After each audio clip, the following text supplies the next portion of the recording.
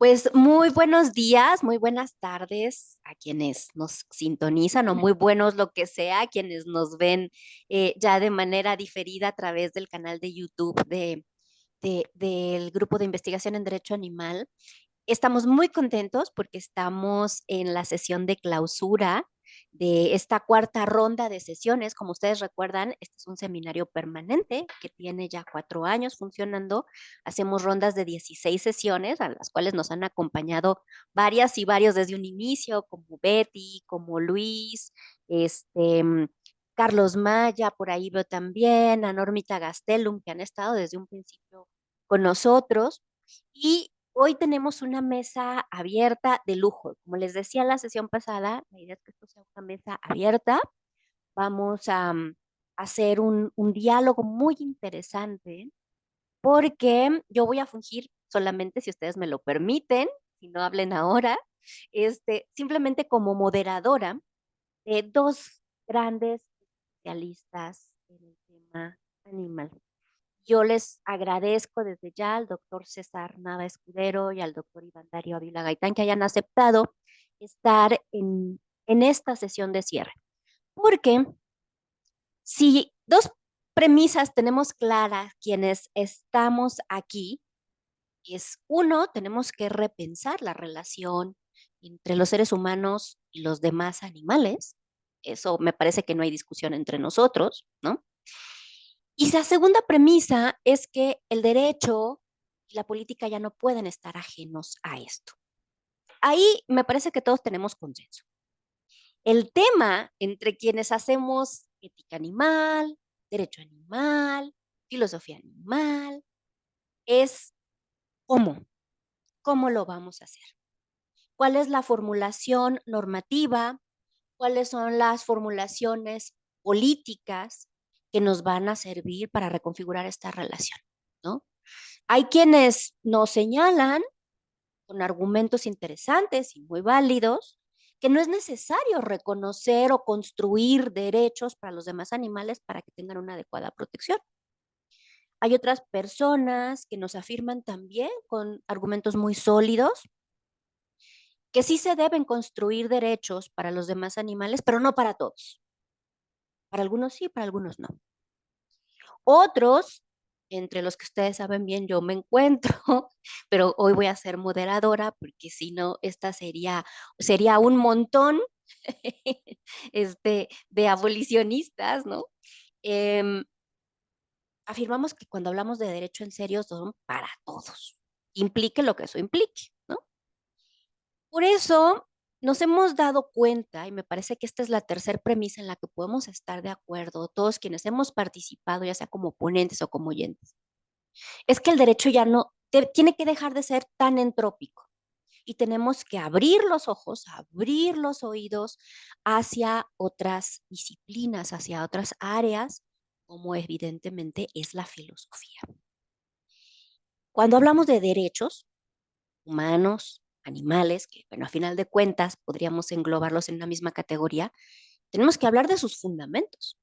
Y estos fundamentos, nos guste o no nos guste, son necesariamente de naturaleza filosófica.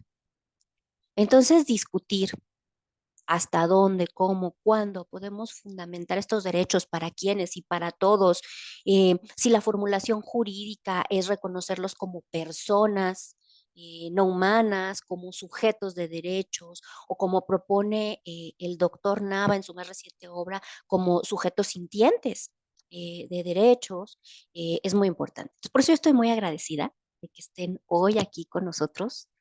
Para mí, lo digo con todo respeto, uno de los juristas más importantes que tenemos en nuestro país y sobre todo uno de los precursores de, de estos derechos de los animales en nuestro país.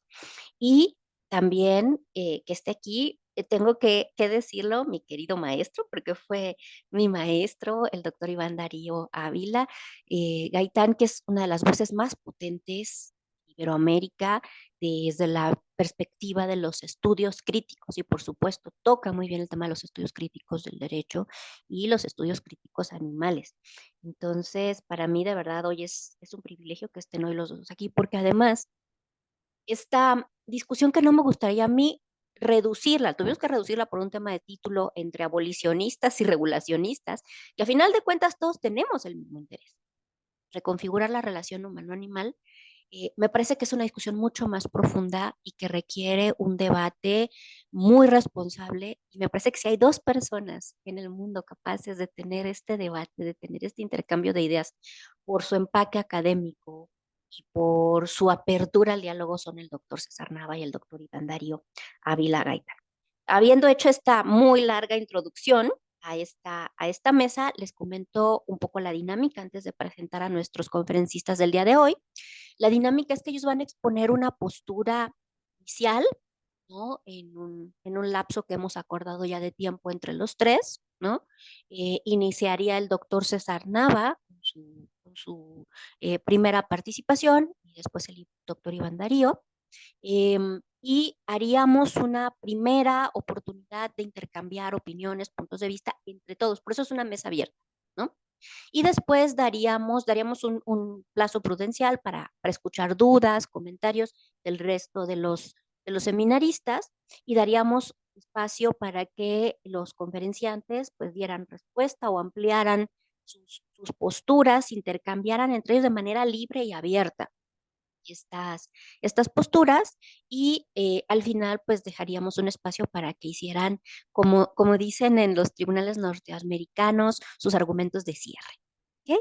En el entendido de que yo soy realista, no nos vamos a convencer en esta sola sesión unos a otros, pero espero que sí tengamos argumentos para seguir debatiendo y seguir construyendo, ¿no?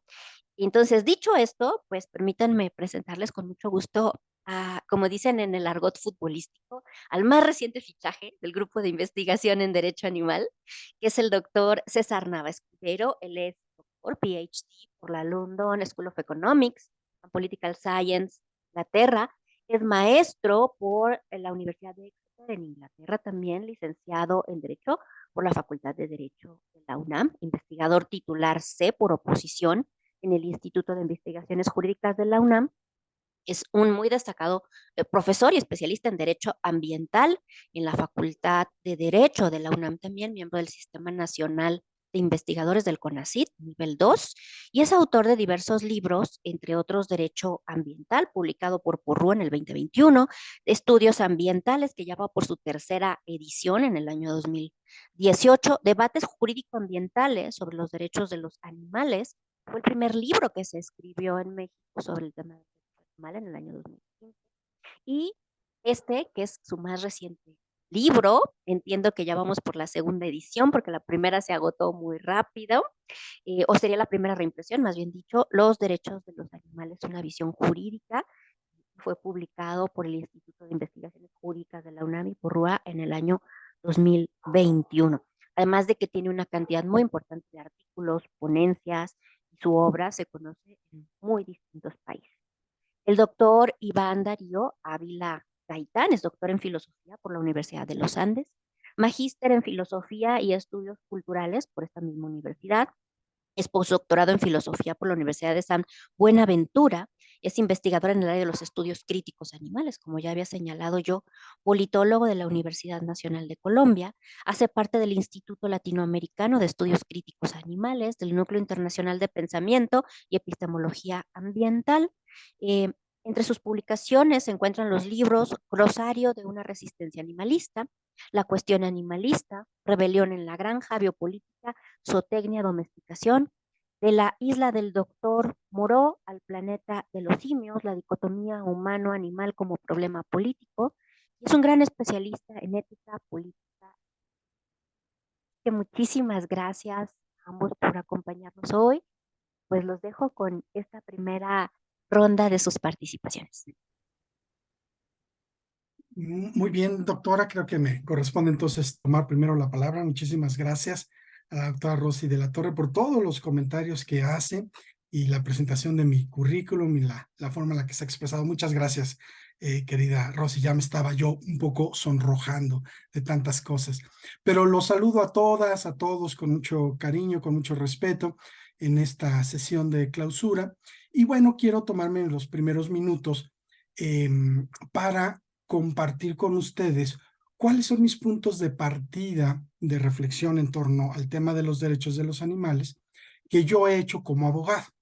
Como abogado necesito tener unas bases de discusión para poder llegar a cierto tipo de propuestas, cierto tipo de conclusiones o de posturas respecto a los derechos de los animales en general. A ver, ¿cuál es mi postura? Yo tengo dos puntos de arranque, uno filosófico y uno jurídico. En el filosófico, lo que he tratado de estudiar, analizar, responder, es tener claro que en la filosofía la pregunta fundamental es si los animales tienen valor o no. A partir de ahí he encontrado que hay dos, o he tratado de aglutinarlas en dos grandes posiciones, que son las siguientes. Primero, muchos filósofos consideran que los animales no tienen valor, punto, valor moral. Y la otra, que muchos filósofos dicen, sí, los animales sí tienen valor moral. Dentro de esta segunda hay como dos decisiones a su vez. Los que consideran que los animales sí tienen valor moral, en una primera vertiente, señalan que tienen valor moral, que tienen intereses, pero eso no significa que deban de tener derechos. Y esto ha resultado en una serie de éticas animalistas, de conceptos, de argumentos asociadas a lo que comúnmente se conoce como bienestar animal o bienestarismo. Y por ahí se cuelan una gran cantidad de éticas que van desde las éticas de tener deberes hacia los animales hasta incluso las éticas vegetarianas. En la otra decisión, digamos la otra vertiente de aquellos filósofos que consideran que los animales sí tienen valor moral, está la de los filósofos que aceptan no solo que tengan valor moral, que también tienen intereses, como la primera de ellas, pero que aquí, a diferencia de la anterior, sí se reconocen derechos. Y esta forma en la que los filósofos han pensado generalmente se le ha reconocido la ética que es la principal, la más visible, ha sido el abolicionismo. Claro que a veces hay otros nombres, pero entre abolicionistas, veganistas, etcétera, son los que aglutinan esa ética ambiental bajo esta propuesta. Bueno, ese es el punto de partida. Las respuestas entonces son muy importantes que se derivan, pero desde el punto de vista jurídico, este punto de partida que yo comparto con ustedes, este punto de arranque, ha derivado en que la postura filosófica de bienestar animal deriva en lo que se conoce como proteccionismo jurídico o regulacionismo jurídico. En cambio, la postura filosófica del abolicionismo deriva en jurídicamente el reconocimiento jurídico de derechos. Porque una cosa es reconocer derechos desde el punto de vista filosófico y otra cosa es reconocer derechos desde el punto de vista jurídico, aunque hay algunos puntos de encuentro. Entonces, más o menos ese es el panorama que tengo, más o menos así he estructurado y sigo estructurando mis argumentos. Paso entonces al punto de partida jurídico. A ver, ya compartí con ustedes cuál es mi fundamento, mi punto de arranque filosófico. Mi punto de arranque jurídico no es o no está cimentado en la misma pregunta que hacen los filósofos de si los animales tienen valor moral o no. El punto de partida jurídico, que a mí me parece que los juristas se han hecho en muchas ocasiones y que conviene para nuestro discurso hacerla, es qué estatus jurídico tienen los animales o qué estatus jurídico debieran tener los animales. Entonces, no, desde el punto de vista estrictamente jurídico, no discutimos mucho si tienen valor moral o no, sino primero su estatus jurídico y a partir de ahí saber qué estatus jurídico deberían tener, si puede o no cambiar su estatus jurídico, independientemente del valor moral que queramos asignarle o de los componentes éticos que quisiéramos argumentar a favor de los animales. De manera tal que la respuesta en este punto de arranque también entre si, qué tipo de estatus jurídico tienen los animales, la respuesta siempre ha sido contundente en el derecho durante muchos años y de alguna manera así prevalece en muchos países, que son cosas en propiedad. Y hay una gran cantidad de términos y conceptos que el derecho y que las normas utilizan para describir a los animales, siempre considerándolos como bienes, muebles, inmuebles o como propiedad. Claro, el más común desde el derecho privado son las cosas, son los bienes muebles, inmuebles, pero en el derecho público nosotros describimos a los animales de una manera muy muy amplia. Les denominamos, por ejemplo, recursos naturales, elementos naturales, individuos, ejemplares, poblaciones, especies, etcétera, etcétera, pero sin cambiar su estatus jurídico. Entonces, la cuestión que planteo en este sentido es saber si hay alguna forma de que nosotros podamos incorporar las ideas filosóficas, las ideas abolicionistas, veganistas, en el discurso jurídico. Y la única manera que hasta el momento yo he podido encontrar dentro del derecho para que quepa la idea filosófica de reconocer derechos a los animales es cambiar el estatus jurídico del animal. Es decir, hay que descosificarlo. Es decir, el animal tiene que dejar de ser cosa. Si no deja de ser cosa en el derecho, los animales no podrían tener derechos. Eso es un contrasentido jurídico, es una aberración legal. Desde hace cientos y miles de años no se acepta y yo como abogado no lo podría aceptar. Porque si yo diría que una cosa, que sería el animal, pudiera tener derechos, entonces abriría la puerta a que otras cosas, un lápiz, una pluma o aquello que sea una cosa, también lo pudiera tener. Los juristas han hablado muchísimo de esto desde el punto de vista del derecho privado, desde el punto de vista del derecho público, y está claro que cualquier ser o ente al que se le quieran predicar derechos no puede ser cosa, no puede ser objeto. Entonces hay que descosificarlo. Lamentablemente, yo me he encontrado en mi país y en otros países que pasan por alto esta división y esta discusión, y pasar por alto esto ha significado dos cosas muy preocupantes. Una, que dentro de la doctrina, pues muchos juristas niegan rotundamente la posibilidad de que se hable sobre derechos de los animales porque se asustan ante este contrasentido, un contrasentido, ir en contra de los principios generales del derecho.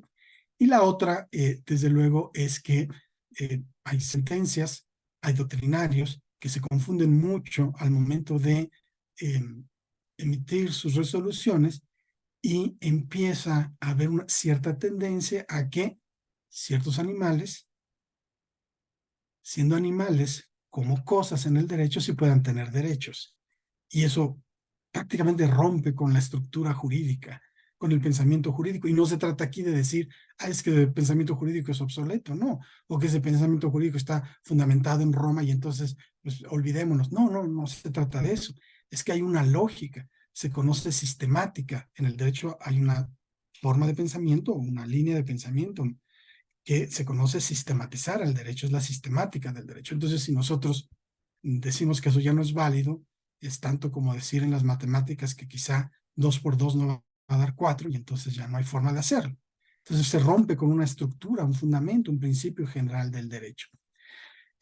A partir de estos dos puntos de arranque, entonces ahora sí, yo puedo empezar a discutir temas como cómo podemos descosificar a los animales para que tengan derechos, qué concepto jurídico es el adecuado, y por eso mi propuesta ha sido la del sujeto sintiente, si se puede hacer con todos los animales o no, y qué derechos pueden tener, entre otras preguntas.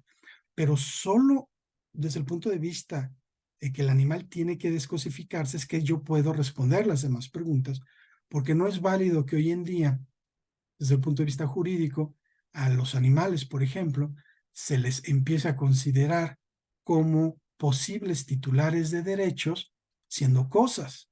Las cosas no pueden tener derechos. Y las leyes avanzan hacia allá, incluso las europeas, y las sentencias de países de habla hispana están aparentemente avanzando hacia allá.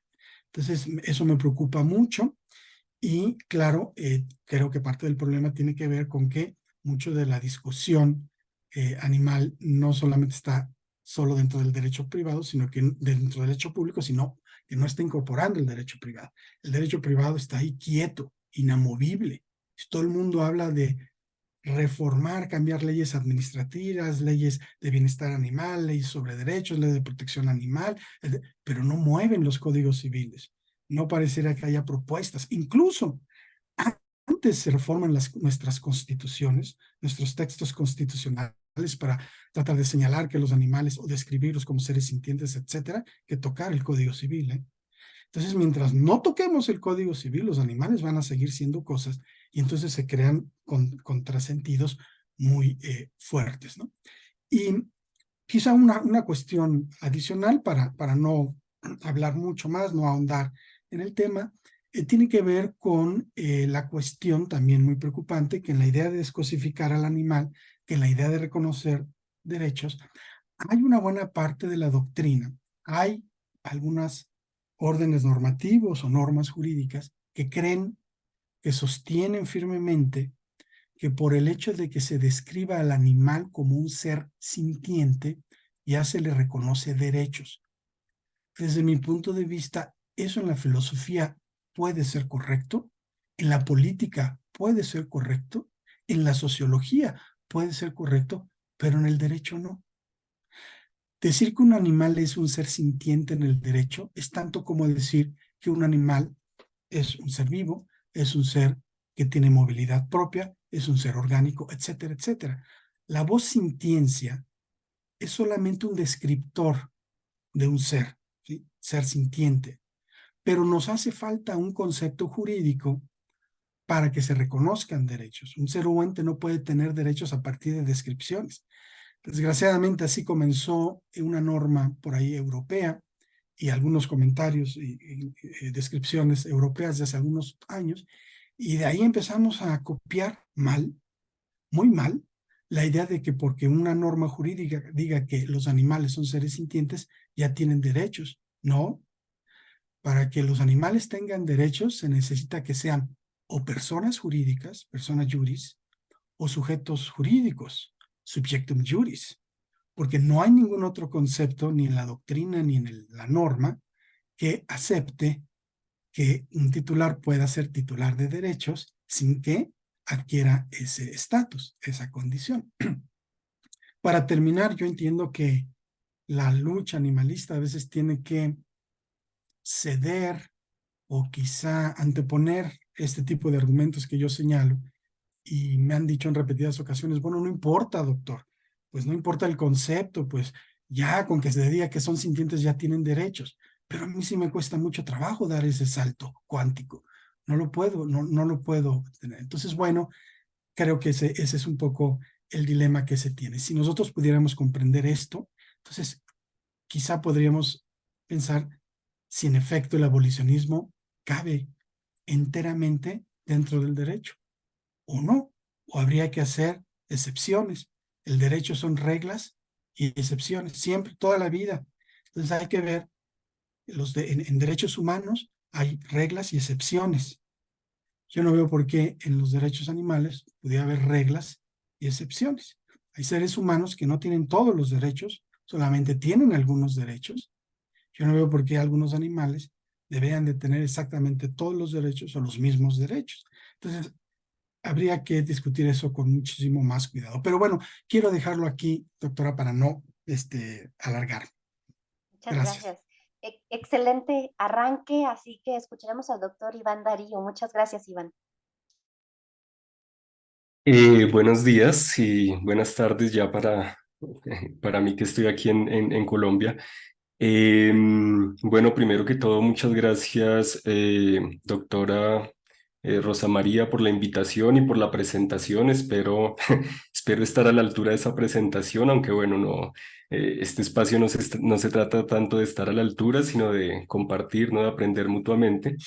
Entonces, bueno, yo haré una presentación también muy corta, similar a la del doctor César Nava, que pues también aprovecho para saludarlo y para agradecerle por su presentación. Es una presentación muy similar en el sentido de que yo creo que para dar esta discusión, la discusión que aquí se ha titulado como una discusión en torno a los derechos para los animales, ¿no? Ese es el título de derechos para los animales, regulación o abolición. Yo creo que para dar esta discusión tenemos que tener como punto de partida por lo menos dos distinciones relativamente claras. La primera distinción la trabajó rápidamente el doctor César, es la distinción y es la distinción sobre el estatus jurídico de los animales o de los animales no humanos. Y yo creo que aquí la pregunta fundamental efectivamente es si los animales no humanos son o no titulares de derechos. Esa es la gran pregunta, ¿son o no titulares de derechos? Eh, ¿Por qué digo, por qué introduzco esta pregunta? Pues porque básicamente podemos hablar de los animales no humanos como objetos de derechos u objetos del derecho. Allí no serían titulares de derechos. O podemos hablar de los animales no humanos como sujetos de derechos en sentido estricto, en donde sí son titulares de derechos. Entonces, estaríamos hablando de dos estatus jurídicos muy diferentes, ¿no? En un caso, los animales no humanos son titulares, en el otro no. Y yo creo que esa distinción inicial es una distinción bien importante porque es la distinción también en el fondo entre las posturas bienestaristas y las posturas abolicionistas. Las posturas bienestaristas de raigambre, filosóficamente hablando, utilitarista, son posturas que afirman que los animales no humanos no necesariamente tienen que ser sujetos de derechos para que se despliegue sobre ellos algún tipo de protección. Basta con que sean justamente objetos de derechos u objetos del derecho. Y allí la máxima que se suele desplegar, la máxima utilitarista, es la de eliminar la crueldad y reducir el sufrimiento al máximo. Entonces, el punto de partida es que los animales no humanos, en tanto objetos, pues son usados para diferentes actividades por parte de los seres humanos, ¿no? Entretenimiento, alimentación, vestimenta, etcétera, etcétera. Todas esas actividades son aceptables porque el estatus de cosa, recurso, bien o propiedad para los bienestaristas es un estatus aceptable, y lo que habría que hacer es reducir al máximo en esas actividades el sufrimiento, reducir al máximo el sufrimiento y en lo posible eliminar todo tipo de crueldad. Y para ello el bienestarismo en términos filosóficos y en sus traducciones jurídico-políticas se ha hermanado con las llamadas ciencias del bienestar animal, que son básicamente una disciplina que intenta determinar los diferentes niveles, ¿no? Formas de sufrimiento que experimentan los animales no humanos en estas diversas actividades. Y con base en ello, pues se toman ciertas decisiones. Entonces, allí tendríamos una postura clara, la postura bienestarista, de raigambre utilitarista, que se expresa en posturas en términos jurídicos proteccionistas, en donde los animales no humanos no son titulares de derechos, sino objetos de derechos u objetos del derecho en términos generales. La otra postura, como acabo de decir, es la postura en sentido estricto, que en sentido estricto le reconoce a los animales titularidad, ¿no? Allí los animales son titulares de derechos. Pero allí encontramos no solo la postura abolicionista, encontramos también posturas neobienestaristas. Y esa es, yo creo que esta distinción entre el abolicionismo y el neobienestarismo es clave. ¿Por qué? Eh, Autoras como por ejemplo Joan Dunayer justamente han mostrado cómo se les puede reconocer derechos a los animales en tanto sujetos de derechos, no titulares de esos derechos, sin que eso conlleve a una crítica o involucre una crítica radical del especismo o de la dominación animal en general, o en general el levantamiento del estatus de cosa, recurso, bien o propiedad para todos los animales. Encontramos allí entonces posturas como por ejemplo, no sé, la asociada al proyecto Gran Simio, ¿no? El proyecto Gran Simio nos invita a reconocerles derechos básicos, de hecho, derechos que han estado reservados a los humanos, a los grandes simios, a los demás grandes simios, pero no al resto de animales. Entonces, allí en ese reconocimiento los animales serían sujetos de derechos titulares de esos derechos, pero solo ciertos animales, los grandes simios, el resto no.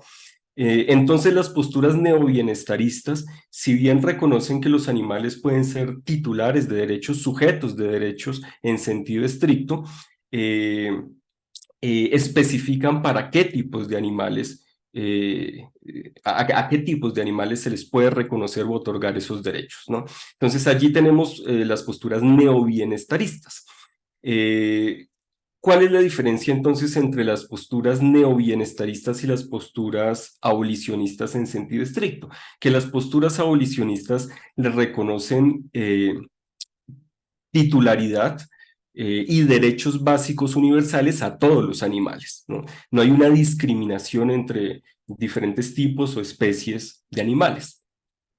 Eh, entonces, con esto tendríamos una primera distinción, ¿no? Objetos, animales tratados como objetos de derechos u objetos del derecho y animales tratados como sujetos de derecho en sentido estricto, es decir, con la titularidad, son titulares de derechos. Y dentro de esta última categoría tendríamos las posturas neobienestaristas y las posturas abolicionistas en sentido estricto.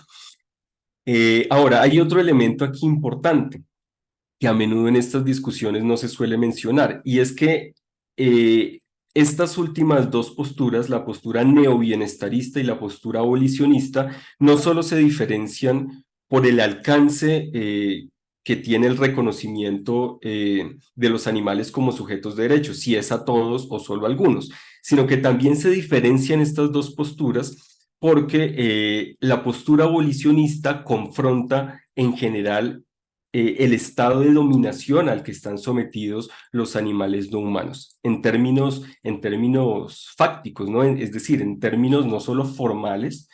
Ya sabemos que al día de hoy, a lo largo y ancho del mundo, en los diferentes códigos civiles de los diferentes países, los animales no humanos pues tienen el estatus de cosa, recurso, bien o propiedad.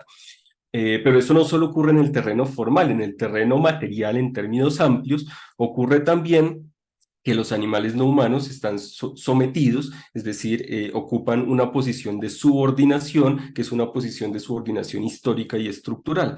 Yo a menudo, de hecho, digo que la dominación se expresa de tres maneras, como explotación, subordinación y sujeción. Pero bueno, ahorita no voy a profundizar en estos momentos en esa distinción o en esas distinciones, pero el punto es que se trata de una cuestión no solo formal, sino de una cuestión también material, en el sentido amplio o sociológico, si se quiere. Entonces, las posturas abolicionistas cuestionan el estatus de cosa, recurso, bien o propiedad de los animales no humanos, porque ese estatus jurídico es una expresión de la dominación animal, que es una dominación material en términos amplios. Eso es algo que no reconocen los defensores de las posturas neobienestaristas, o por lo menos no les interesa trabajar con mucha rigurosidad. ¿Por qué? Porque creen que esa titularidad de derechos por parte de algunos animales es compatible con la dominación animal generalizada. Hay una compatibilidad que se asume que está implícita entre el horizonte de dominación animal social o sociológico y el estatus jurídico que tendrían ciertos animales de titulares de derechos, lo cual a mi modo de ver es una contradicción, es algo que realmente es en últimas incompatible. Sociológica y politológicamente ese estado de dominación no es compatible con el reconocimiento, el reconocimiento de derechos de la categoría de sujeto de derechos solo para algunos animales, ¿no? Bueno, ahorita de pronto podemos discutir un poco el tema. Aquí a lo que voy es que en últimas nos encontramos con una discusión política, no solo con una discusión jurídica, sino con una discusión política, en donde en el centro se pone el tema de la dominación animal y qué entendemos por dominación animal, y también obviamente por lo humano, lo animal y sus respectivas relaciones en términos históricos y en términos de cómo se expresan en las diversas formaciones sociales contemporáneas. La segunda distinción, y ya con esto voy cerrando, simplemente quiero dibujar un panorama muy amplio para iniciar, para abrir el espacio. La segunda distinción es una distinción relativa al ser y al deber ser. ¿Y a qué me refiero con esto? Me refiero a que normalmente en estas discusiones se suele diferenciar entre el derecho animal o el derecho de los animales, o lo que en inglés se denomina animal law. Se suele diferenciar eso de los derechos de los animales, o la expresión en inglés es animal rights, ¿no? Se suele hacer una distinción entre animal law y animal rights, entre derecho animal o derecho de los animales y derechos en plural de los animales. Y esa distinción, ¿con qué tiene que ver? Tiene que ver con que el derecho animal o el derecho de los animales se considera como una disciplina o una rama del derecho. Entonces tiene que ver con el ser, con lo fáctico, ¿no? Con lo que es. Mientras que cuando se habla de animal rights o de los derechos de los animales, normalmente se dice que se está haciendo alusión a un campo de discusión, que es un campo de discusión fundamentalmente filosófica, aunque con implicaciones jurídicas y políticas, o jurídicas o políticas. Y, y respecto a esto, yo considero que esta es una distinción que proviene de una tradición positivista, a menudo anglosajona, de fuerte influencia anglosajona, y que entra en tensión con una concepción más performativa y decolonial del derecho, en donde esas fronteras entre el ser y el deber ser, entre animal law y animal rights, son fronteras porosas, en donde es difícil realmente distinguir cuando hablamos del derecho en términos fácticos y como disciplina, y cuando hablamos de derechos en términos filosóficos. Y yo me orientaría más por esta segunda vía, ¿no? Por la vía de las fronteras porosas, por la vía de la indistinción, que, repito, tiene que ver para mí con una concepción del derecho mucho más performativa e incluso decolonial. Ahorita entonces, pues, si tenemos la oportunidad, me gustaría explicar un poquito qué entiendo por esta concepción performativa y decolonial del derecho, porque para mí sería la concepción del derecho más afín justamente a las posturas abolicionistas, porque efectivamente, y así lo mencionó el doctor César Nava, efectivamente uno se podría hacer la pregunta de si el abolicionismo cabe en el derecho. Esa es una gran pregunta, me parece que se podría hacer todo un seminario, ¿no?, alrededor de esa pregunta. ¿El abolicionismo cabe en el derecho? Y yo creo que esa es una de las preguntas claves, porque a mi modo de ver, para que el abolicionismo realmente quepa en el derecho, sí tenemos que transformar la concepción del derecho, y tenemos que virar hacia una concepción, repito, a mi modo de ver, más performativa y decolonial del derecho. Dejaría hasta ahí como para abrir la discusión. Muchísimas gracias, doctor Iván Darío. Bueno, pues ya vieron nuestros seminaristas la calidad de argumentos que hay en ambos conferencistas, ¿no?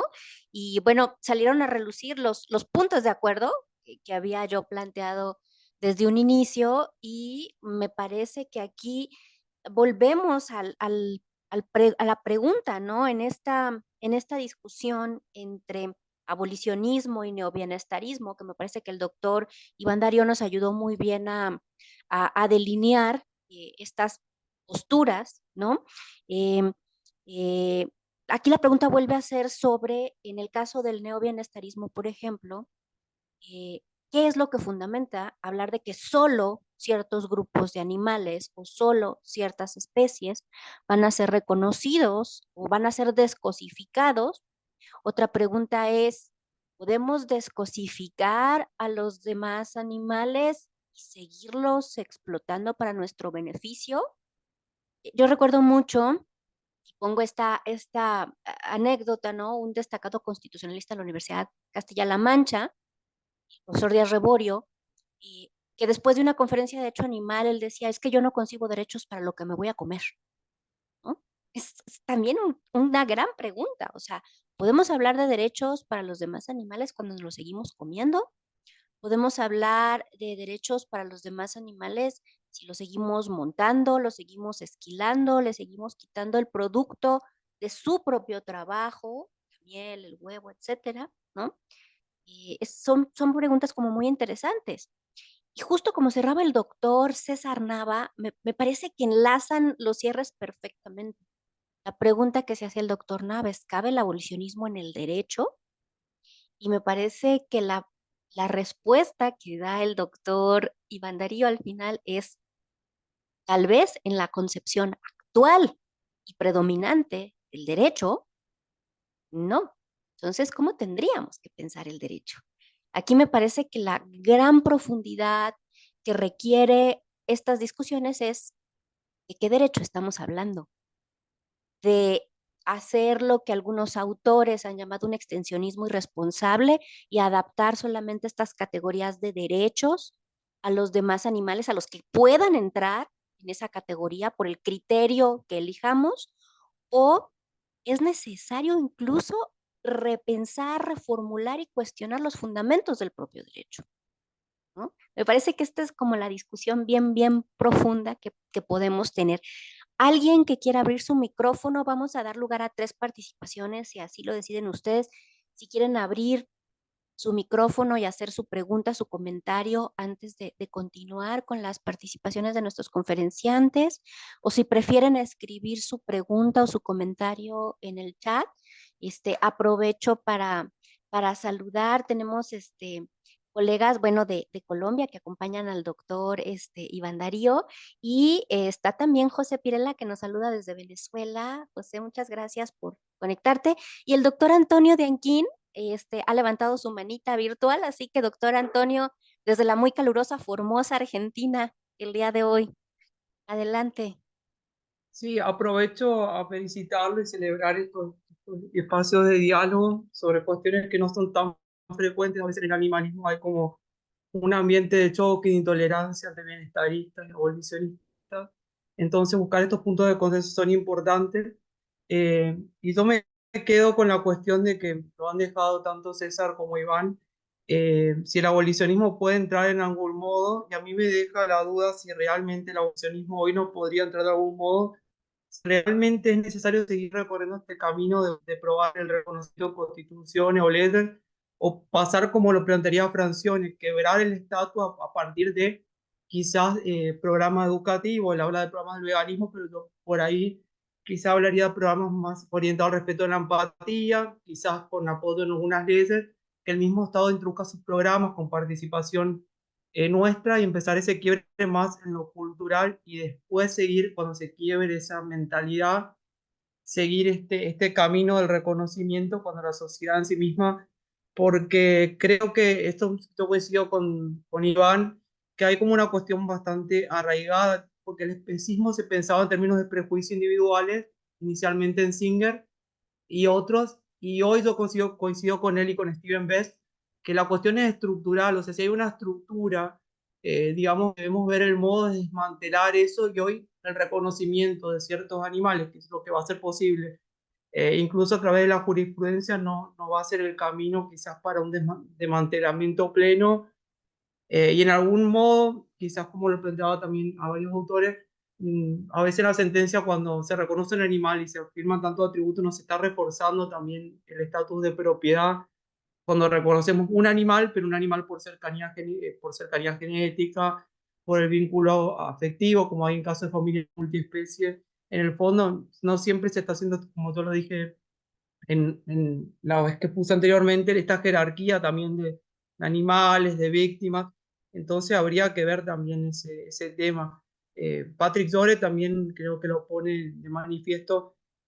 Si también estas categorías hoy, como que habría que empezar a deconstruir hasta las categorías en sí mismas, porque el derecho se movió con una lógica romanista, creo que eso lo señaló el doctor César. O sea, la pregunta para resumir sería, empezaríamos por el camino más cultural, o sea, educativo, y luego, cuando se dé ese cambio, y a la vez, si ustedes han pensado en lógicas que vayan más allá del sujeto de derecho, como para categorizar los animales y pensar la cuestión, eh, porque eso lo digo porque hay autores que plantean esto, que a veces la idea de persona, cuando alguien se reconoce, a la vez se va reificando sectores, no deja de ser la idea de persona antropocéntrica en el fondo. O sea, esas serían como las preguntas. Muchísimas gracias, doctor Antonio. Como siempre, preguntas bien interesantes. No sé si alguien más quiera levantar su mano, abrir su micrófono. No tengo preguntas en el chat. Si no, entonces daríamos oportunidad a que los doctores en el mismo orden hicieran esta segunda participación, en la cual pues pueden ampliar o entablar un diálogo, o presentar otros cuestionamientos a los propios conferenciantes. Así que adelante, doctor César. Sí, muy bien, muchas gracias, doctora Rosy. Bueno, sí, creo que generan las exposiciones, tanto de Iván como la mía, ciertas preguntas, ciertas cuestiones, y a lo largo de mi vida sé que en el derecho hay preguntas que no siempre tienen respuestas, y así se quedan muchas civilizaciones sin dar respuestas a ciertas preguntas. Ahorita uno de los participantes hacia la pregunta, bueno, ¿y podemos empezar con el cambio cultural educativo? Claro, pues eso es necesario. Lo que pasa es que pues tardan años, décadas los cambios culturales educativos que tienen las características de este debate, que son características sumamente profundas, son cuestiones que tienen que ver con hábitos de hace muchos años, con concepciones y significaciones de hace mucho tiempo, ¿no? Yo he pensado, por supuesto, si es posible cambiar el derecho para que quepa el abolicionismo, ¿no? Es muy complicado tener que tratar de cambiarlo, porque las propuestas que nos vienen de éticas animalistas fundamentadas en pensamientos sociológicos, políticos, filosóficos, pues obviamente son muy abiertas, muy amplias, que no tomaron o no toman siempre en cuenta las restricciones, limitaciones o estructuras jurídicas. A ver, voy a tratar de poner un ejemplo, ¿no? Para esto. Cuando nosotros decimos que los seres humanos tienen derechos, lo decimos porque estamos de acuerdo en que hay un componente ético, hay un elemento filosófico que explica por qué los seres humanos tienen derechos o debieran tener derechos. Ese componente ético ha sido generalmente el de la dignidad. Entonces, nosotros tenemos derechos porque se reconoce que los seres humanos tenemos dignidad. Y esa discusión filosófica que se ha juridificado, pues hoy en día es muy común decir, bueno, todos los seres humanos tenemos derechos, ¿por qué? O los derechos que tenemos es por la dignidad. Bueno, entonces ahí está el componente ético. El gran problema que ha tenido, creo yo, las propuestas filosóficas y de otras disciplinas es encontrar el componente ético que pudiera hacer que todos los animales pudieran tener derechos. Yo no lo he encontrado, no lo he escuchado en nadie. ¿Cuál es el que más se utiliza ahorita? El componente ético más importante de la sintiencia. Nada más que la propuesta de decir que el componente ético para justificar que los animales tienen derechos, pueden ustedes homologar sintiencia, dignidad, dignidad para seres humanos, sintiencia para animales, supone que a fin de cuentas la ciencia no ha permitido establecer que ese componente ético puede aplicar para todos los animales. De hecho, no aplica para todos los animales. ¿Y por qué no aplica para todos los animales? Porque la ciencia no ha podido demostrar que en efecto todos los animales tengan ese atributo o esa característica. Por lo tanto, a la pregunta, ¿el abolicionismo cabe en el derecho? Pues la respuesta es, si el fundamento ético del abolicionismo es la sintiencia, pues la respuesta es no. Así no va a caber el abolicionismo, porque el abolicionismo dice todos los animales, pero si el abolicionismo se fundamenta en la sintiencia, pues entonces no, es una contradicción en sí misma la propuesta del abolicionismo y la posibilidad de cambiar derechos, ¿no? Creo que parte de la clave también tiene que ver en una cuestión de clasificación. Yo lo argumento mucho, lo desarrollo mucho en el libro de los derechos de los animales, una visión jurídica, de la que ya afortunadamente la doctora Rosy hizo mención y ya hizo propaganda de mi libro, cosa que es muy buena y se lo agradezco, en que pues a los seres humanos nos encanta clasificar, siempre lo hemos hecho y lo seguimos haciendo. ¿Qué es el proyecto Gran Simio en términos jurídicos en términos jurídicos y de reconocimiento de derechos? Pues una clasificación basada probablemente en tal o cual X o Y componentes éticos, muy bien. Pero fíjense, leyendo las últimas publicaciones de Peter Singer al respecto sobre los derechos de los simios, hoy en día se tiende a hablar sobre, y este es el ejemplo, derechos de los homínidos. Y se dice, bueno, los simios son homínidos y por lo tanto forman parte de la misma especie, la especie humana, y bueno, pues entonces se les reconoce derechos. Pues sí, nada más que hace apenas un par de décadas, los homínidos nada más habían sido los australopitecos, los Homo, y Homo habilis, Homo ergaster, etcétera, y nosotros, y algunos otros esqueletos más, ¿no? Pero ahora los homínidos también son gorilas y otros grandes simios, ¿no? Entonces, pues ya tienen derecho los homínidos, clasificamos. Ahí hicimos una clasificación, reclasificamos. Entonces, creo que parte de la salida a esa respuesta es reclasificar, es clasificar.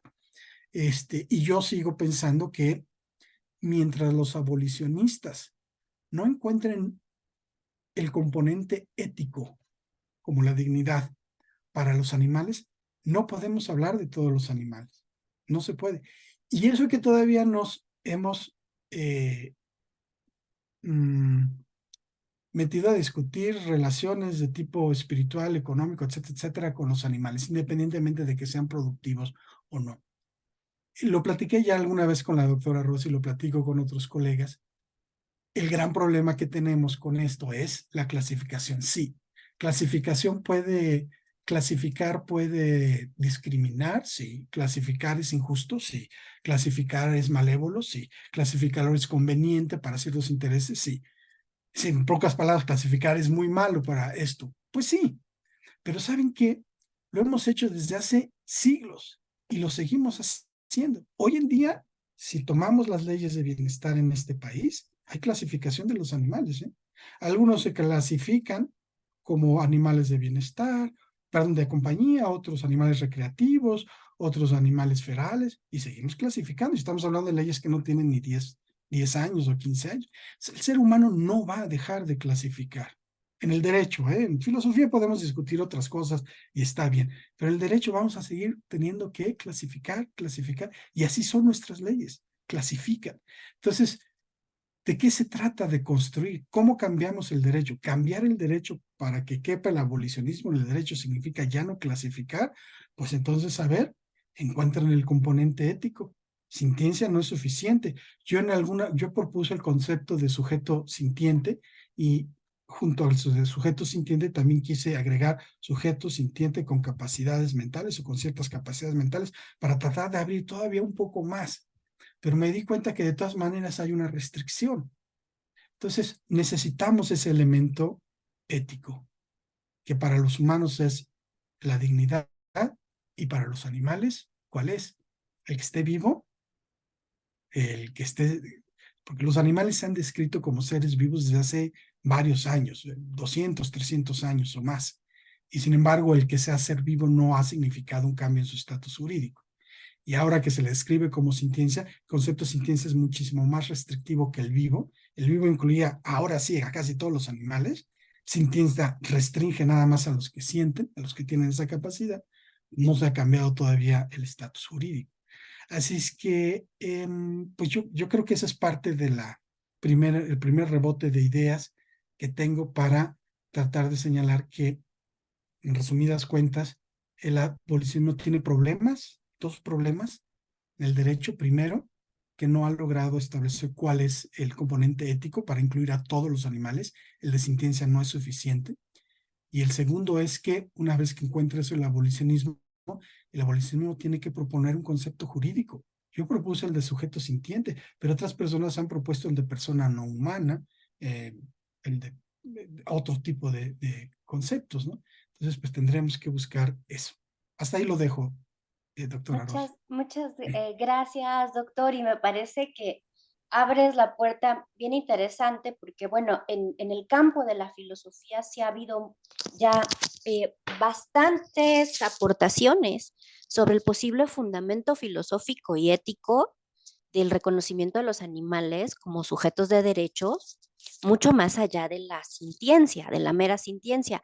De hecho, el doctor Iván Darío, y perdón que me meto un poquito en lo tuyo, Iván, eh, hace un análisis muy interesante y una crítica también a alguien que desde mi perspectiva es una de las pequeñas diferencias y pocas diferencias que tenemos Iván Darío y yo, que es Martha Nussbaum, que nos aporta pues alguna idea, por ejemplo, de una vida digna de ser vivida. Lo que Nussbaum nos dice es que no solamente existe una dignidad humana, hay distintas dignidades, ¿no? A los demás animales, porque incluso a mis colegas de filosofía no les gusta mucho el concepto de dignidad como fundamento de los derechos humanos, ni siquiera es un término filosófico y lingüísticamente muy farragoso, ¿no? Pero me parece que sí hay como estas aportaciones desde distintos autores que desde la filosofía nos brindan alguna idea de fundamento filosófico y no necesariamente la sintiencia, porque la sintiencia me parece que no es suficiente y lo hemos platicado, ¿no? Para este tema. Y sobre el tema de categorizar y clasificar, que también hemos platicado, este, no necesariamente establecer una categoría jurídica implica clasificar y discriminar. Es como si dijéramos que estamos justificando que haya instrumentalización de niños porque son una clasificación diferente a la del adulto mayor, a la de la mujer, etcétera, ¿no? Pero bueno, prometí que no iba a intervenir y ya lo estoy haciendo, una disculpa. Así que, doctor Iván Darío, cuéntanos cuál es tu perspectiva de estos planteamientos y otros que nos han hecho los seminaristas. Bueno, son varias cosas. Yo creo que el doctor César justamente apunta los principales elementos que permiten justamente dar un debate, ¿no? Hacer un debate. Eh, Porque cuando yo aludo a una concepción performativa y de colonial del derecho, me refiero precisamente a algunos de los elementos que el doctor César considera que son imprescindibles en el derecho, ¿no? Como por ejemplo la distinción entre persona y cosa. ¿No? Se asume en esta tradición romana o romano-germánica que si hay un elemento fundante, si se quiere, del orden jurídico, es esta distinción entre persona, cosa y acciones, ¿no? Eso es lo que han dicho, por ejemplo, Cayo, Justiniano, en fin. Entonces, yo lo que creo es que hay que hay que dar la discusión justamente en ese punto. Y hay que empezar diciendo, bueno, en primer lugar, a mi modo de ver, que mm, el derecho no se puede concebir simplemente de una manera reflexiva, ¿no? El derecho no solo refleja la realidad, sino que la contribuye a producir. Para mí eso es fundamental, es un punto de partida y por eso es que aludo a una concepción más bien performativa del derecho. Repito, el derecho no refleja simplemente la realidad, sino que la contribuye a producir. Y de hecho, cuando cree que la está reflejando, la está perpetuando. Ese es un elemento que es característico, de hecho, del pensamiento crítico. No solo nos sirve para pensar el derecho, sino que nos sirve para pensar, por ejemplo, las ciencias modernas, ¿no? Las ciencias modernas, durante mucho tiempo, en su práctica, si se quiere, dominante, se ha pensado que simplemente reflejan la realidad cuando sabemos muy bien que contribuyen a producirla. Por supuesto, el derecho, ni la ciencia, ni el derecho, ni cualquier otra actividad son omnipotentes, no es que produzcan enteramente la realidad, pero sí contribuyen a producir la realidad. ¿Por qué? Porque no están por fuera del mundo, sino en el mundo, hacen parte de la materialidad y de una materialidad que es justamente performativa, procesual, que se está produciendo y construyendo todo el tiempo.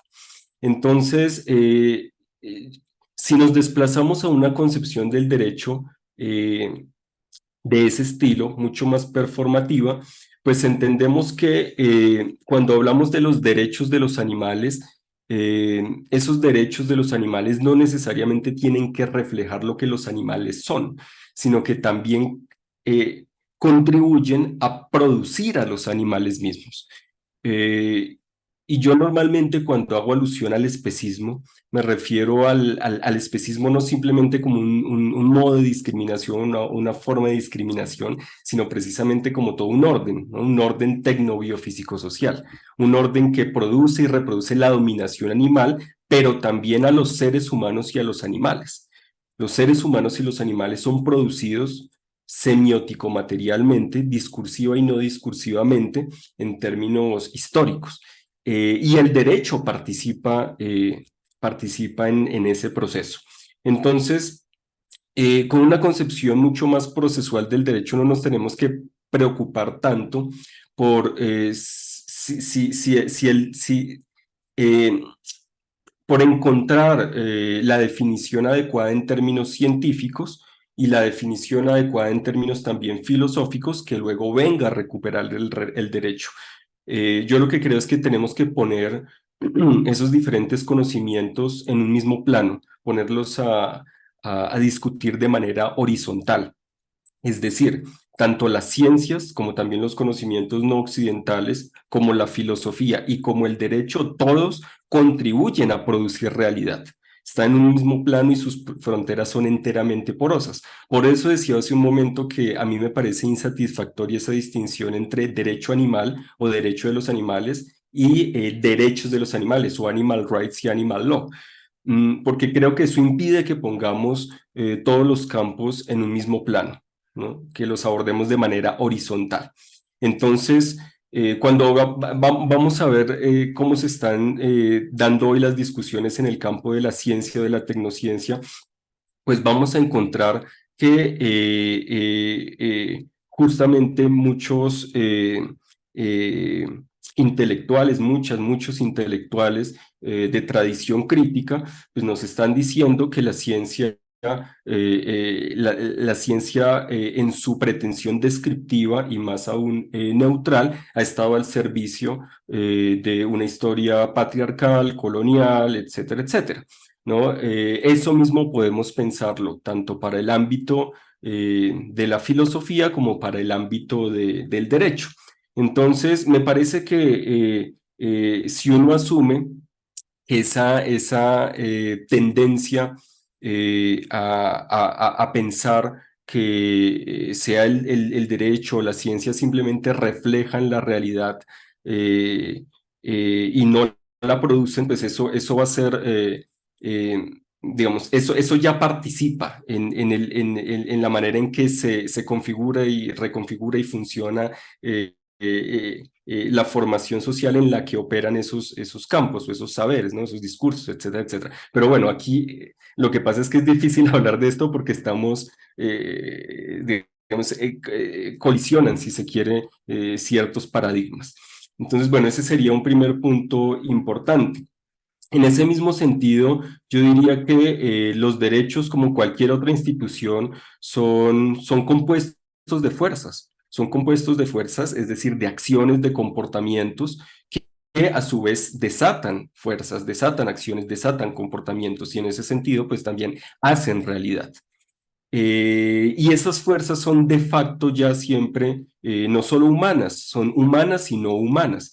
Es decir, en todas las instituciones, incluyendo las que tienen que ver con el derecho, encontramos trazos de fuerzas no humanas. Si ustedes van al ámbito que normalmente se denomina del derecho animal o el derecho de los animales, si ustedes van, por ejemplo, a medidas proteccionistas, pues ustedes se van a dar cuenta fácilmente que muchas de esas medidas se han suscitado precisamente porque los animales se han venido comportando de unas maneras y no de otras. Es decir, los animales con sus propios comportamientos, con sus propias conductas, incluso con sus propias resistencias a la dominación, han contribuido a modelar las instituciones. Dentro de esas instituciones, las instituciones jurídicas también. Entonces, el derecho, por más de que parezca elaborado solamente o exclusivamente por seres humanos, es realmente modelado por una cantidad impresionante de fuerzas que son humanas y no humanas en el fondo, como cualquier otra institución, como cualquier otra forma social. Toda forma, a mi modo de ver, es un compuesto de fuerzas, un efecto de fuerzas variopintas, de acciones, conductas, comportamientos. Eso implicaría también que o nos permitiría más bien empezar a pensar en una suerte de historia también del derecho que sea más una genealogía del derecho posantropocéntrica o no antropocéntrica. ¿no? Cómo los no humanos y lo no humano en general ha contribuido a modelar las instituciones, dentro de ellas las instituciones jurídicas. Esa para mí es una gran pregunta que hace parte de esta concepción performativa, más bien performativa del derecho. Ahora, en este contexto, en este marco, y pues en esa misma línea, hay que entender que este derecho que ha sido privilegiado, que ha primado en nuestros países, en nuestros ordenamientos jurídicos, que es el romano-germánico, es un derecho que, al tener lugar en una formación social compuesta por órdenes como el patriarcal, el especista antropocéntrico, el colonial, el esclavista servil, está al servicio de esos órdenes de poder.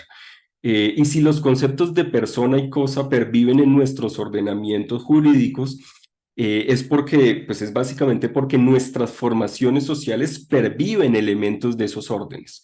Creo que eso es importante entenderlo, ¿no? Es decir, la idea de que haya personas y cosas no se puede desligar de ninguna forma de los rastros de esclavitud que aún perviven en nuestras formaciones sociales. Una esclavitud que no es solo humana, sino también animal, podemos decir desde un punto de vista abolicionista. Y esto no lo podemos simplemente eliminar de las discusiones jurídicas, eso es consustancial, eso es fundamental. Más aún, después de la distinción cosa-persona cosa-persona se introdujo la distinción sujeto-objeto, que es una distinción más de carácter moderno, asociada filosóficamente a autores como Descartes, como Leibniz, entre otros.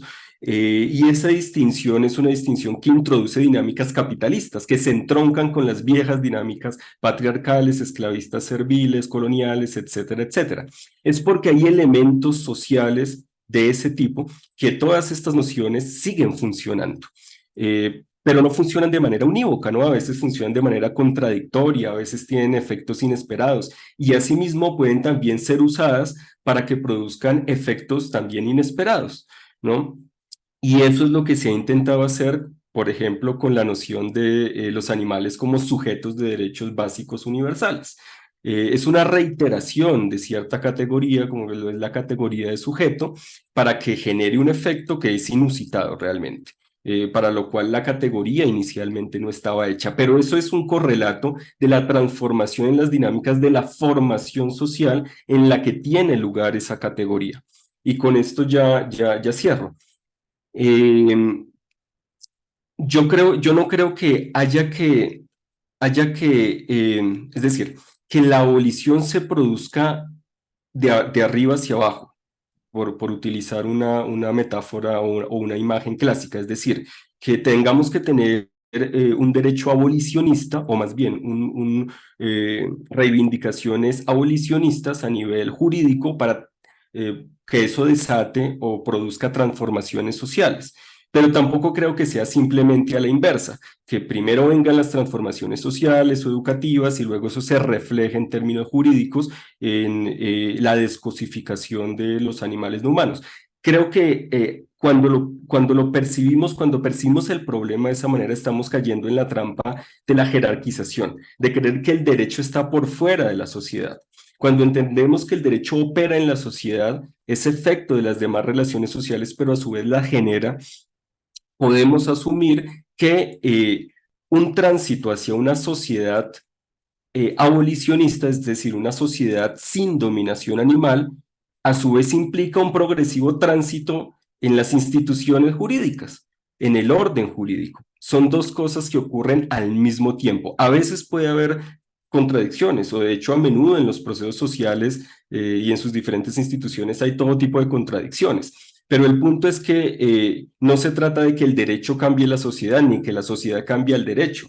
Se trata de que una transformación social generalizada, que implica superar el estado de dominación animal, pero también otros órdenes, otros estados de dominación u órdenes de poder o condiciones estructurales, como lo puede ser el patriarcado, ¿no? La colonialidad del poder, para utilizar el concepto de Aníbal Quijano, etcétera, etcétera. Si queremos superar todos esos órdenes, tenemos que avanzar al mismo tiempo en las instituciones jurídicas y en otras instituciones, considerándolas de manera horizontal. Y yo creo que eso es lo que hemos empezado a hacer muchas personas que trabajamos en el campo de los estudios críticos animales, ¿no? Y por eso de pronto no nos interesa tanto a veces la discusión más intradisciplinaria o estrictamente disciplinaria, sociológica o jurídica o de otro tipo, ¿no?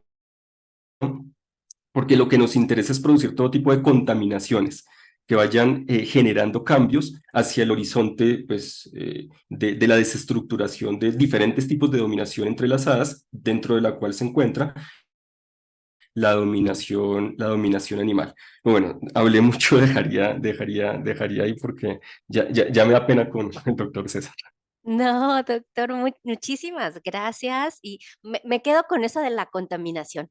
Me gusta eso de ir contaminando lo que pensamos como derecho, como derechos, ¿no? De perspectivas deconstructivas y incluso en clave marxista, ¿no? Compartíamos hace algunos días unos textos por ahí con los alumnos sobre marxismo y derechos de los animales, ¿no? Este, interesantes. Voy a leer comentarios porque está muy activo nuestro chat. Nos dice Betty, todos los animales son seres sintientes y al clasificarlos caemos en el especismo. Dice Gaby Molina, uno de nuestros principales retos, o uno de los principales retos de nuestra lucha es que los activistas y simpatizantes empiecen a digerir estos conceptos. Y más que digerirlos, que empecemos a debatirlos, porque aquí me parece que todos estamos del lado de los buenos. Queremos un mejor mundo para los demás animales. El cómo es lo que hay que discutir, ¿no? Yasky, alumna del posgrado de la materia de Derecho Animal, dice, sería muy interesante conocer la postura sobre el tema de los animales que son considerados como plaga, tales como cucarachas, ratas, ratones, ¿no? Es muy interesante porque este tema surgió en la presentación del libro del doctor Nava, que nos hizo favor de invitarnos a la doctora Vicky y a mí a presentarlo en la UNAM. Decía por ahí nuestro querido Enrique Cáceres, ¿no? ¿Y qué onda con las cucarachas? Y yo le decía, claro, las cucarachas también tienen derechos, ¿no? Pero es un tema muy importante. Gaby Molina dice, coincido, de nada vale que una institución con competencia animal promueva, por ejemplo, el veganismo, cuando el marco del movimiento tenga una postura absolutamente bienestarista, ¿no? Este, bueno, Lula, bueno, me envía su número para continuar la comunicación. Por supuesto, ahorita voy a tomar nota. Gaby Molina, excelente ponencia. La abolición debe propiciarse desde ambos ámbitos, dice político. Nadie más ha levantado su manita. ¿Alguien quiere abrir su micrófono? A las 3, micrófono a las 2. Bueno, si no hay micrófono abierto, entonces daríamos paso a que el doctor César y el doctor Iván Darío hicieran, como dicen los litigantes gringos, ¿no? Sus argumentos de cierre, que yo por mí nos podríamos quedar 3 horas. Yo estoy aprendiendo muchísimo de ambos. Ojalá pudiéramos tener más tiempo, pero no. Así que pasaríamos a estos argumentos conclusivos, reflexivos, o como para invitarnos a una siguiente mesa de esta naturaleza. Doctor César, adelante. Sí, muy bien, gracias, doctora. Sí, en efecto, es difícil hablar de comentarios de cierre, ¿no? O tratar de hablar de argumentos de cierre, porque en realidad nunca se cierran todos estos argumentos, ¿no? No sé, quizá valdría la pena retomar 2 o 3 cuestiones para ponerlos en la mesa de la discusión. Una cosa que yo comparto mucho con Iván y creo que qué bueno que lo menciona así, es que claro, toda esta transformación de la que estamos hablando, este cambio de situaciones, tiene que ver con términos que sí utilizamos en el derecho, pero que no son términos que digámoslo así, están en todas las disciplinas, que tienen que ver con elementos de dominación, de patriarcado, de esclavitud, etcétera. Claro, claro. Y también comparto que las dinámicas tienen que ir más o menos al mismo tiempo, ¿no? De manera horizontal, lo social, lo político, etcétera, y ahí vamos todos, ¿no? Y lo jurídico también. Sí, claro, yo creo que así es. Creo que lo que hay de fondo en todo esto, desde mi punto de vista, es erradicar la violencia, porque, bueno, pues hay un elemento ahí de violencia que a veces poco se habla, pero de eso se trata, ¿no? Tratar de erradicar este tipo de violencia que hay. Yo creo, para un segundo comentario así entre cierre, es que yo creo que va a ser difícil que el derecho y las instituciones jurídicas y las personas que hacen las normas jurídicas, que son los legisladores, y que los jueces, que son los que interpretan las normas, puedan cambiar a la velocidad de lo que el movimiento animalista o lo que la lucha demandan y exigen. No va a ser tan sencillo, va a tomar varias décadas, posiblemente siglos, para lograr hacer todo realidad, muchos de los debates y argumentos que estamos señalando.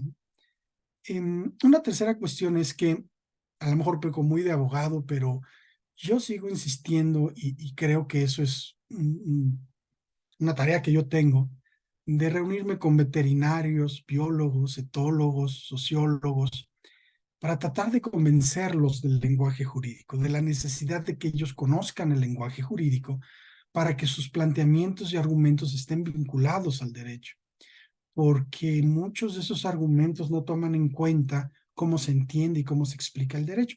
No es que el derecho sea algo que no se mueva, ¿no? Claro, se mueve, no es un monolito, se va moviendo, pero hay ciertas herramientas, ciertos conceptos que seguimos utilizando de hace muchos años. Iván señalaba algo muy interesante, ¿no? Personas, cosas, y después señalaba sujetos, objetos, ¿no? Sí, es algo que también he escrito yo y que he tratado de analizar mucho, ¿no? Hoy en día, cuando nosotros tratamos de ejercer nuestros derechos, cuando nosotros queremos actuar en el derecho, los seres humanos, lo que tratamos de acreditar para actuar en el derecho, para que se respeten nuestros derechos, no es nuestra humanidad, no es incluso nuestra dignidad, no es nuestra conciencia, no es nuestra sintiencia, no es nuestra racionalidad. ¿Saben qué es lo que necesitamos acreditar para que se reconozcan nuestros derechos, para que podamos actuar el derecho, para que podamos acudir al tribunal? Tener personalidad, personalidad que se deriva del concepto persona. Entonces, cuando pienso en los animales, digo, bueno, pues los animales, si vamos a defender sus derechos, lo que tenemos que hacer los abogados para defender sus derechos no es acreditar su animalidad. No, no, no. Tenemos que acreditar algo que les permita actuar en el derecho y que nosotros como abogados podamos defenderlos. Y eso hasta ahorita, pues nada más hay dos vías, la personalidad o la subjetividad. Entonces, en los grupos indígenas, por ejemplo, lo que se acredita no es la personalidad, es la subjetividad. En los grupos guerrilleros, en los grupos de liberación nacional, lo que se acredita para actuar en el derecho, pues no es la personalidad, es la subjetividad. Por eso pienso que con los animales lo que debemos acreditar es su subjetividad para que puedan actuar en el derecho. Por eso creo que incluso hoy en día tenemos suficientes herramientas jurídicas para lograr esto, para lograr que los animales puedan ejercer sus derechos, que alguien esté tratando de velar por sus derechos a través no de acreditar la animalidad o su sintiencia, sino de su personalidad, subjetividad, porque de otra manera no hay forma de echar a andar la maquinaria jurídica. Todo queda en buenos principios, en discursos, en retórica, en filosofía, en ética, pero ya ha llegado al momento del tribunal, ya ha llegado al momento de lo concretito, a ver, vamos a defender, pues tenemos que irnos a ver a la norma y ver cómo defender, si hablamos de derechos de los animales, a través de estos dos conceptos jurídicos. Y lamentablemente, fíjense, el concepto de subjetividad, la idea del sujeto, lleva más de 300 años y todavía muchos abogados consideran que no existe, que solo lo que existe es persona. Imagínense cuántos años nos va a costar encontrar un concepto que pudiera lograr lo que queremos como grupo, ¿no? Como personas interesadas, como seres humanos interesados en velar por los animales, en defenderlos. Entonces, bueno, eso es algo que queda ahí. Y finalmente, ya con esto cierro, reserva de otras, si llegara a haber alguna otra pregunta por ahí, es que definitivamente, Rosy, tenemos nosotros como abogados dos grandes problemas serios en esta discusión. La primera, ya la anticipaba yo, es que tenemos que acercarnos a aquellos biólogos que han escrito normas jurídicas, acercarnos a los etólogos que discuten normas jurídicas, no siendo abogados. No se trata de discriminar, ni mucho menos, pero entender el derecho es importante.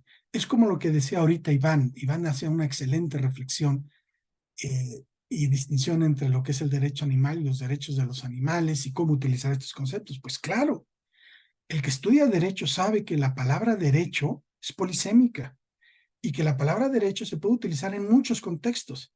Y decir derecho animal puede significar varias cosas y decir derechos de los animales puede significar varias cosas.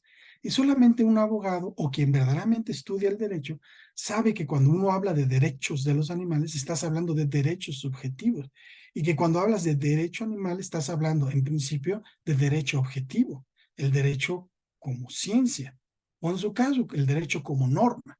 Entonces, el uso de conceptos, pues es problema. Por tanto, pues sí creo que en nuestra dinámica de hacer crecer la parte jurídica de los animales, pues está esta idea, y qué bueno porque lo veo en tu iniciativa, acercarnos a otras disciplinas y nosotros acercarnos a otras disciplinas.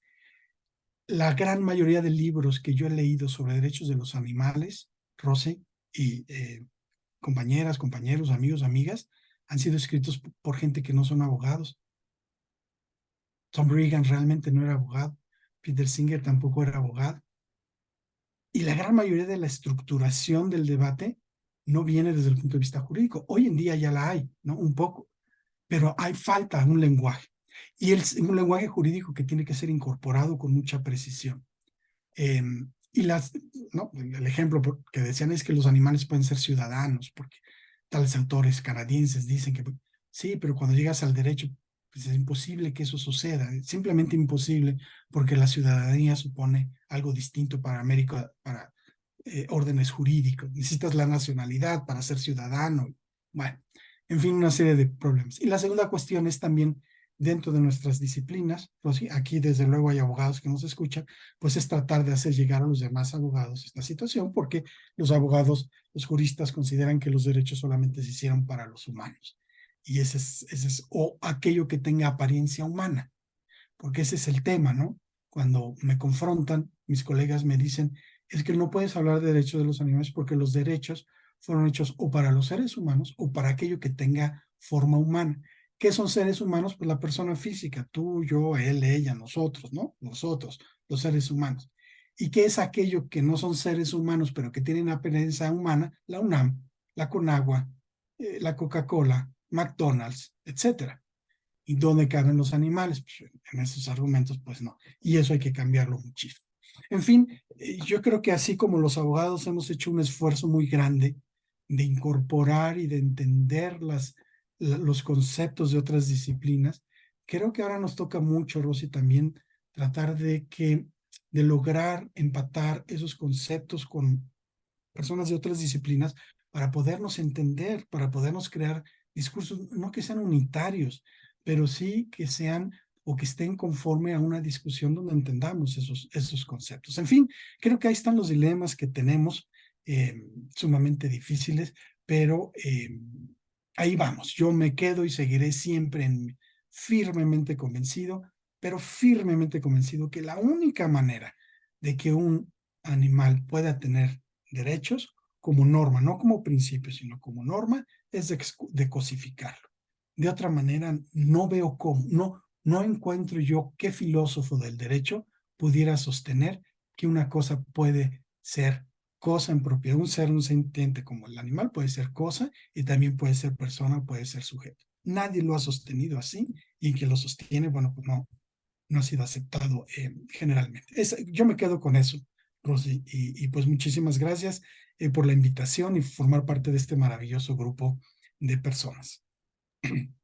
Muchas gracias, César. Y no quisiera intervenir más que para darle la participación ahorita al doctor Iván para sus argumentos reflexivos, más no conclusivos.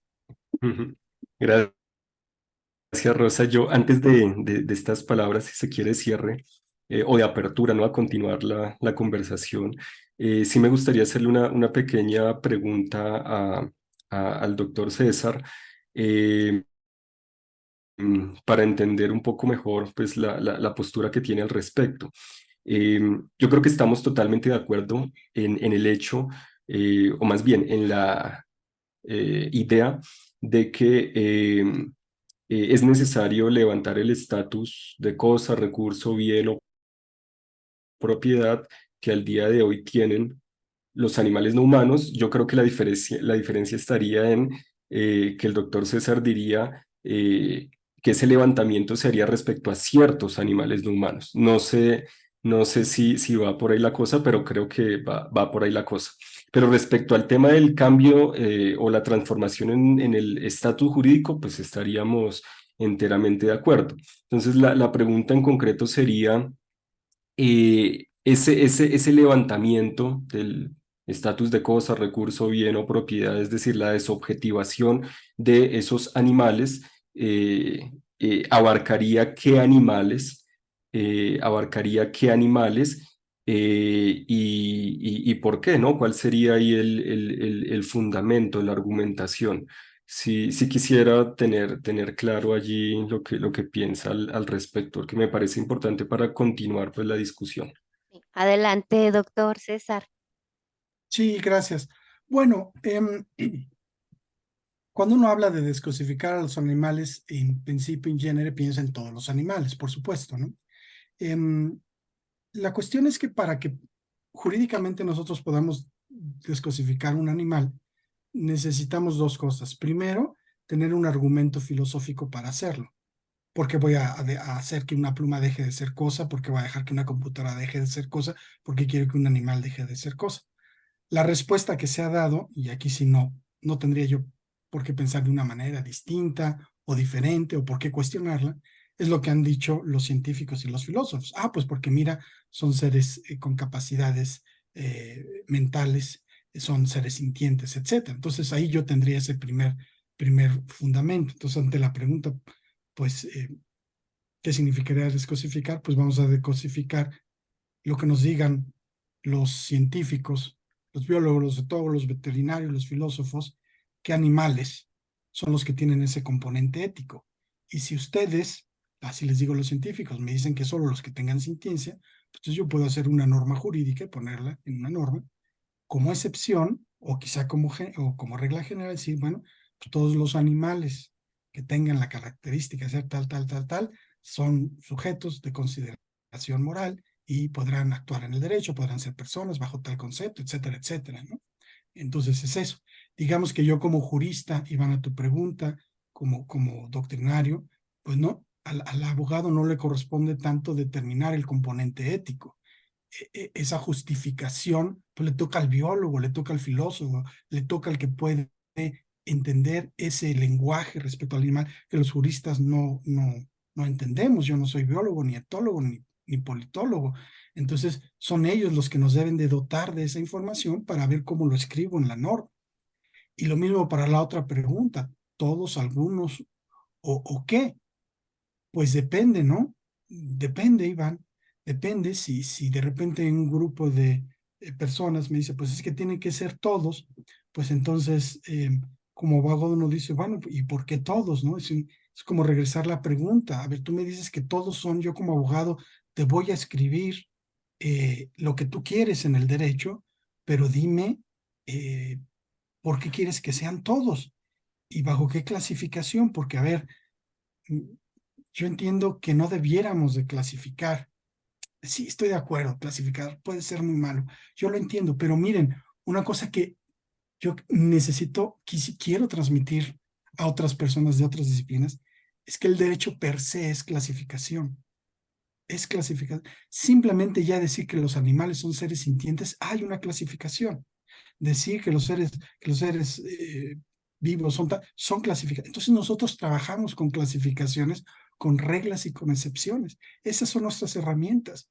Así como el matemático a lo mejor trabaja con sumas, restas, divisiones y ecuaciones, nosotros trabajamos con clasificaciones, con conceptos, con descriptores. Entonces, como abogado como tal, Cuando yo veo las leyes de bienestar, por ejemplo, yo encuentro cuestiones un tanto raras, ¿no? Cada estado de la República hace sus clasificaciones y hay veces que incluye animales de compañía y hay veces que no les llama así, les llama animales domésticos. ¿Por qué fue eso? Pues porque se le ocurrió quién sabe a quién, ¿no?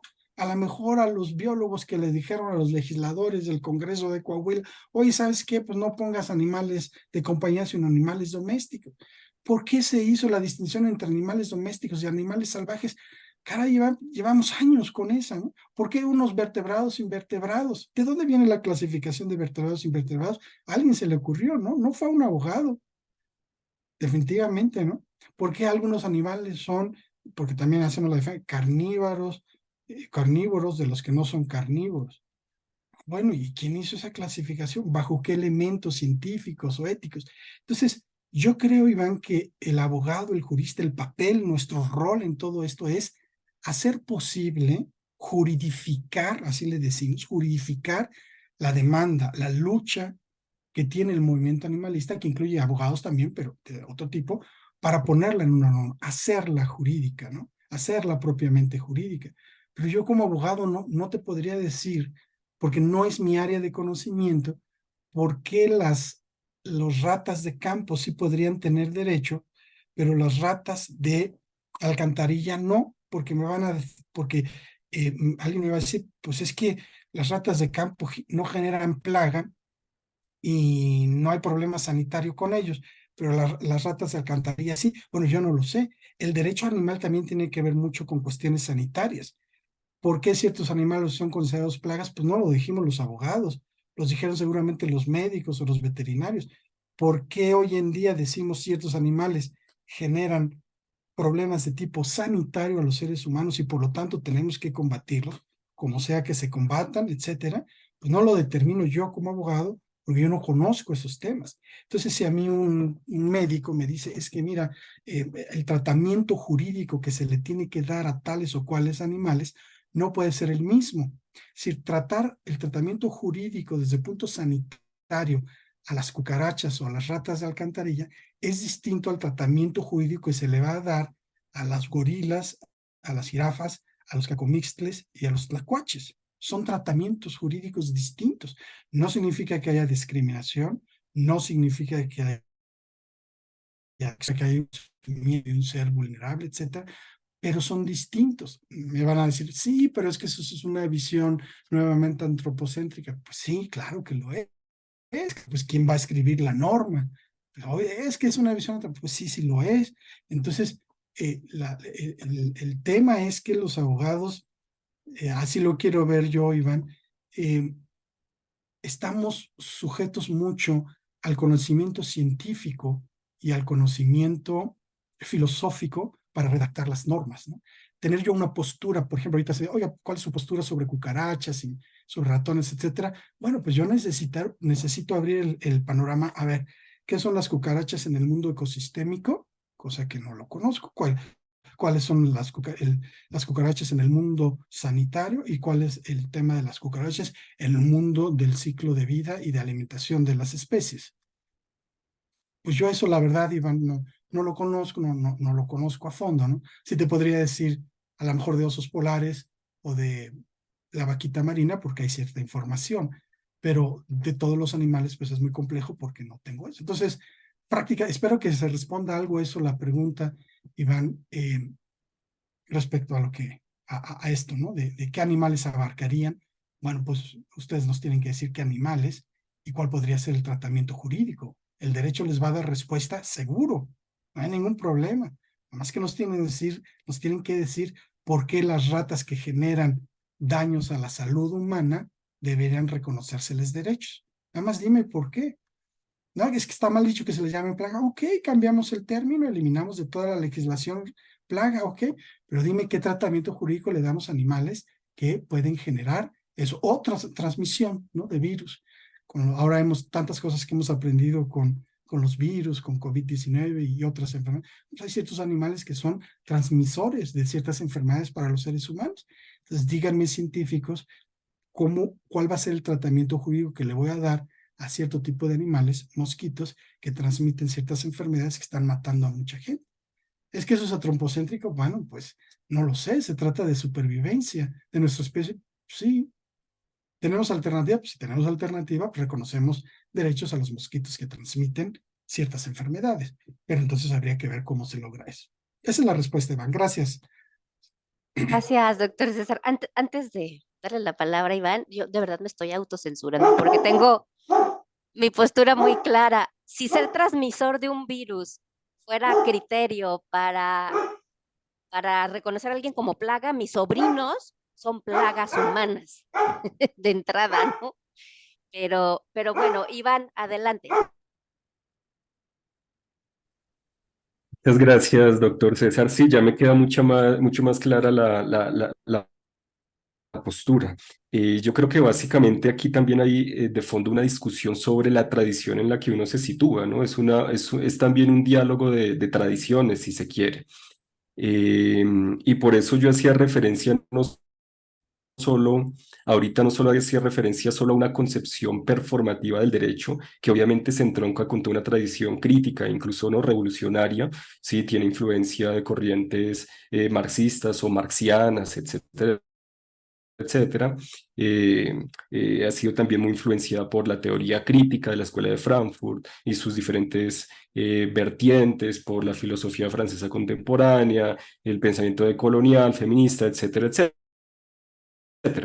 Entonces, entiendo eso, entiendo que pues, nos situamos en tradiciones diferentes, pero también nos situamos, creo yo, en tradiciones diferentes en el sentido de cómo nos localizamos en nuestras respectivas formaciones sociales. ¿Y por qué lo digo? Lo digo porque ahorita usted aludía a nuestra tradición jurídica, ¿no? Como una tradición pues romano-germánica, occidental, con unos fundamentos que tienen cientos, incluso miles de años y que son prácticamente imposibles de modificar. Se puede modificar, pero es muy difícil. Hay toda una disciplina, ¿no? Construida alrededor de eso. Y yo estaría de acuerdo, es decir, eso es innegable. Sería una tontería total negarlo y negar la fuerza que tiene eso, por supuesto. Pero creo que también hay que reconocer que a la par de que existe esa tradición, hay otras tradiciones, si se quiere, jurídicas, ¿no? Aun cuando históricamente no hayan recibido ese nombre.